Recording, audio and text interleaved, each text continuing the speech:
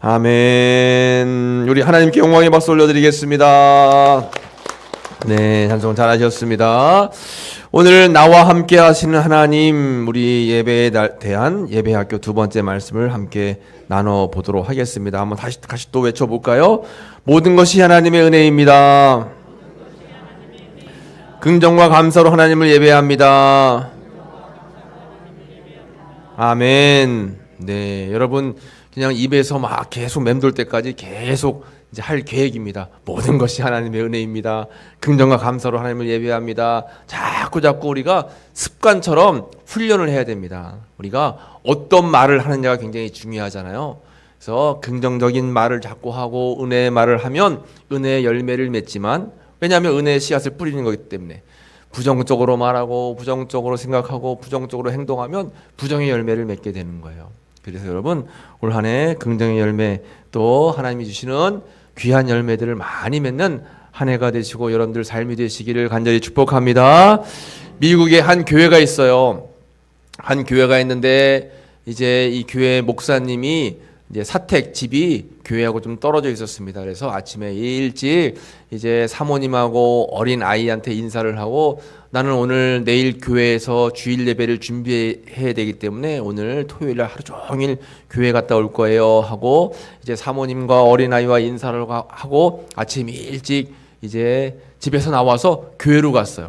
교회에서 이제 하루 종일 아침서부터 저녁 때까지 예배 준비를 하는 거예요. 말씀 준비도 하고 주보도 만들고 예배 준비를 다 하고 저녁쯤 해가지고 집에 갔습니다. 집에 갔는데 집이 조용한 거예요. 이상하다. 어디 외출한 것도 아닌 것 같은데 왜 없나? 혹시 숨바꼭질을 하고 있나? 아니면 나를 놀래키려고 어디 숨어 있나 하고 집안 곳곳을 찾는데 없는 거예요. 근데 어디선가 바시락 하는 소리가 나요.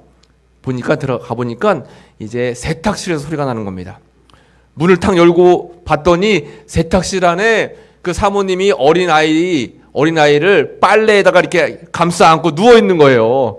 아니, 여보 당신 여기서 뭐해요? 했더니 아유, 왜 목사님 이제 오셨어요?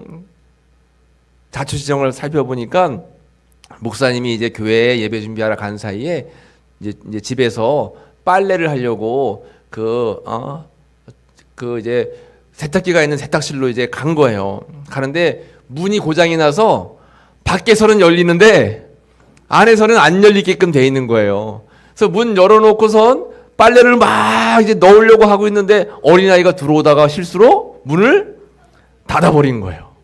그러니까 안에서는 바깥에 열지를 못하고, 그리고 또 집이 외딴 곳에 있어가지고 아무리 사람들 불러도 누구 오지도 않고, 근데 그 세탁실이 보일러 난방이 안 돼요. 그러니까 춥잖아요. 애하고 둘이 추워가지고 어떡할까, 빨래를 그냥 막 감싸 안고 하루 종일 거기에서 이제 지냈던 거예요. 그래가지고 그냥 그 사모님이 눈물을 흘리면서 아이고 오늘 너무 힘들었어요 하고 목사님께 이야기했더니 목사님이 막 미안해하면서 아유 고생했어요. 그리고 아이한테 너 괜찮니? 했더니 나 괜찮아요. 하나도 안 무섭고 난 괜찮았어요. 아니 왜? 그랬더니 누가 같이 있으니까요? 엄마랑 같이 있으니까 나는 하나도 안 무섭고 난 괜찮았어요 하고 얘기를 하더래요. 그래요. 제가 말씀을 드리는 건 뭐냐면, 어린아이에서 입장에서 봤을 때는 어린아이에게는 엄마하고 아빠가 같이 있으면 아무리 어려워도 든든하고 겁나지 않고 두렵지 않다라고 하는 것입니다. 그래서 우리의 신앙인들도 마찬가지예요. 우리가 하나님을 아버지라고 부르잖아요. 하나님 아버지가 우리와 함께 하신다라고 하는 그 사실을 잊지 않으면 아무리 어려워도, 아무리 문이 닫히고, 아무리 추워도 우리는 두렵지 않고 겁나지 않고 떨지 않는다라고 하는 것입니다. 그 하나님이 여러분들과 늘 함께 하신다는 사실을 잊지 마시기를 간절히 축복합니다. 우리가 읽은 오늘 본문의 말씀에 보면 여호수아가 나와 있어요. 여호수아는 모세를 대신해서 이스라엘의 지도자가 됐는데 그는 마음속에 두렵고 떨리는 마음이 굉장히 컸습니다. 모세는 능력자였어요. 지팡이 하나만 가지고 있으면 막 홍해 바다도 가르고, 또 지팡이 가지고 반석을 쳐서 물도 내고, 때로는 만나와 메추라기, 그리고 기적적인 일들을 많이 행했던 능력이 많은 사람이었다는 것을 여호수아가 너무 잘 알잖아요. 그런데 여호수아가 이제 모세가 죽고 대신해서 지도자가 되니까 막 마음에 떨리고 두려움이 많았습니다. 그때 하나님께서 여호수아에게 오늘 본문의 말씀을 하시는 거예요. 뭐라고 말씀하세요? 1장 5절 말씀을 같이 읽어볼까요? 시작. 내 평생에 너를 능히 대적할 자가 없으리니 내가 모세와 함께 있었던 것 같이 너와 함께 있을 것임이니라. 내가 너를 떠나지 아니하며 버리지 아니하리니. 아멘. 하나님께서 두려움에 떨고 있던 여호수아에게 말씀하시는 거예요. 내가 모세와 함께 했던 것처럼 너와도 함께 할 거야. 그러니까 너를 떠나지 않고 너를 버리지 아니할 거니까 너는 두려워하지 마라. 너 평생에 너를 능히 대적할 자가 없을 거야. 내가 너와 함께 할 거다라고 용기의 말씀을 주시는 거예요. 이 말씀을 듣고 여호수아가 얼마나 힘이 났을까요? 와, 하나님이 나와 함께 하셔? 그러면 나는 이제 어떤 일이든지 감당할 수 있어 라고 하는 자신감이 생겼습니다. 왜냐하면 여호수아는 모세가 하나님이 함께 했을 때 어떠한 기적적인 능력을 이제 행했는지 다 봤기 때문에 알았잖아요. 모세가 능력을 행할 때마다 여호수아는 옆에 항상 같이 있었습니다. 그래서 하나님이 함께 하시면 능히 못할 것이 없구나라고 하는 것을 이미 여호수아는 알고 있었어요. 그런데 그 여호수아에게 하나님이 말씀하시는 거잖아요. 내가 너와 함께 할 거야. 걱정하지 마. 내가 너가 어디로 가든지 널 지키고 널 보호할 거야. 두려워하지 마라고 이야기하시니까 얼마나 여호수아 마음이 든든했겠습니까? 뒤이어서 또 계속해서 반복적으로 말씀하시는 거예요. 1장 9절에는 내가 너에게 명령한 것이 아니냐. 강하고 담대해라.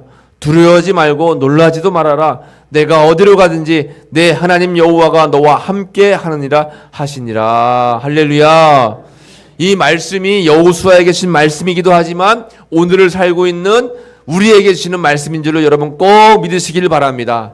나에게 주신 말씀이다 생각하면서 다시 한번 읽어볼까요? 같이 1장 9절 말씀을 함께 읽습니다. 내가 내게 명령한 것이 아니냐. 강하고 담대해라. 두려워하지 말며 놀라지 말라. 내가 어디로 가든지 내 하나님 여호와가 너와 함께 하느니라 하시니라. 아멘. 하나님이 어디로 가든지 너와 함께 할 거다라고 약속해 주시는 거예요.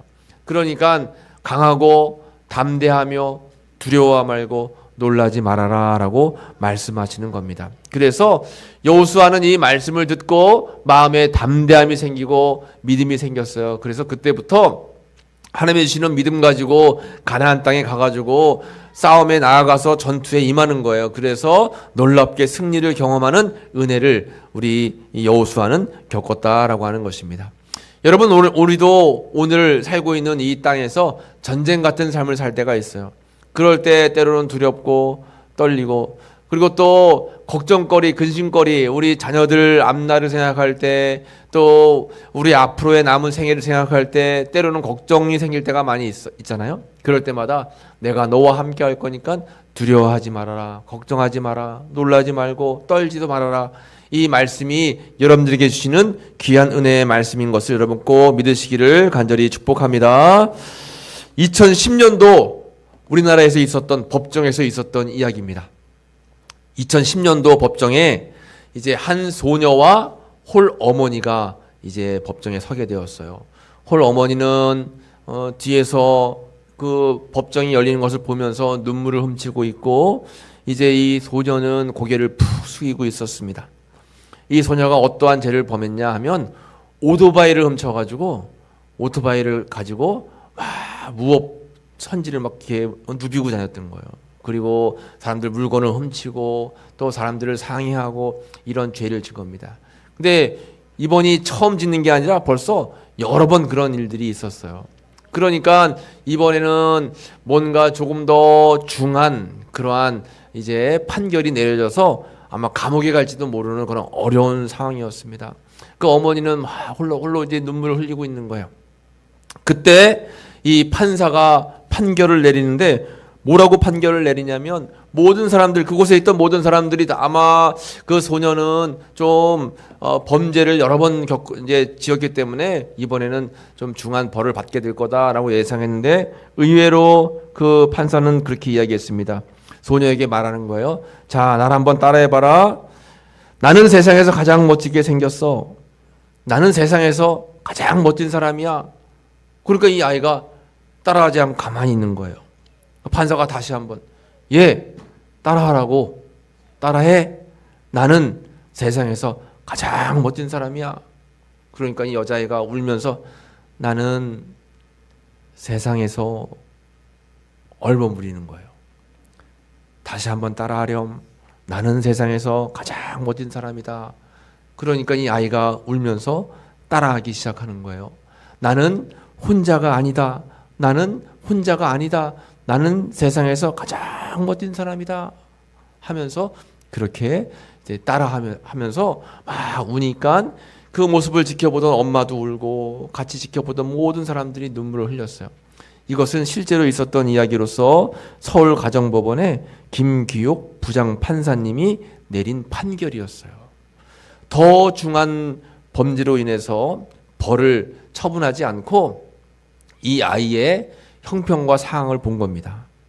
어떤 일이 있었냐면 이 아이는 공부도 열심히 하고 착한 아이였어요. 그런데 학교를 마치고 집으로 귀가하다가 나쁜 깡패 고등학생 남자아이들을 만난 거예요. 그래가지고 남자애들에게 끌려가가지고 몹쓸 짓을 당한 겁니다. 그리고 그런 일들이 수차례 있었어요. 이 아이가 상처를 받은 거예요. 마음과 정신에 상처를 받고 마음을 잡지 못했어요. 그리고 그때부터 삐뚤어지기 시작하더니 계속 어긋난 거예요. 어머니 혼자 이 아이를 키우는데 도저히 감당할 수가 없었습니다. 그냥 어머니는 눈물만 흘리는 거죠.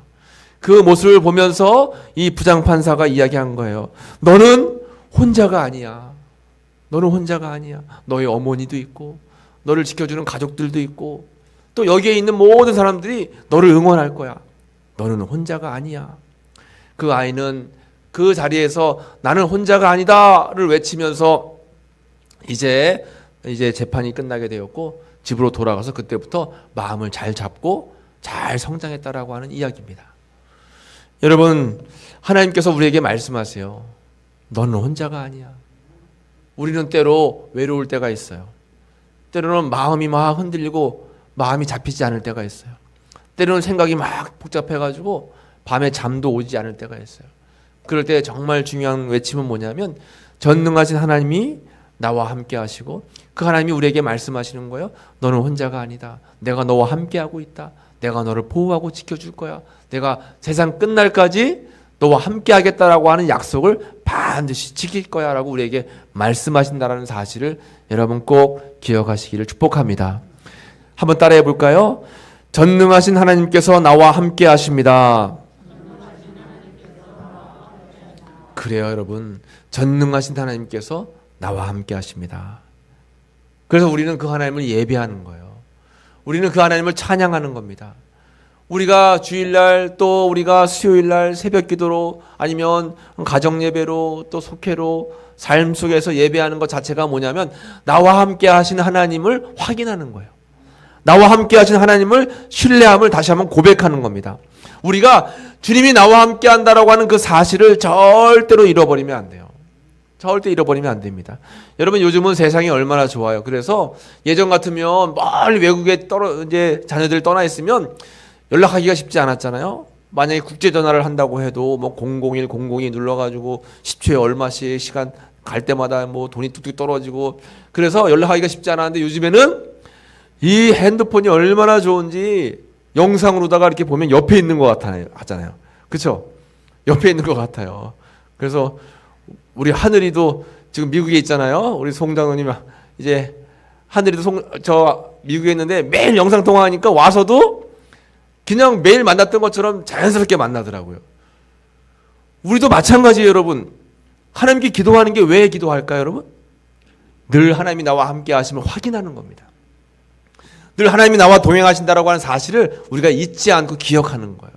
이것이 바로 우리가 예배라고 하는 겁니다. 예배. 이 예배를 통해서 나를 지키시고 인도하시고 보호하시고 나와 늘 함께 해주시겠다라고 약속하신 그 하나님을 다시 한번 기억하고 신뢰하고 그 은혜에 감사하는 것이 우리의 예배인 줄로 믿습니다.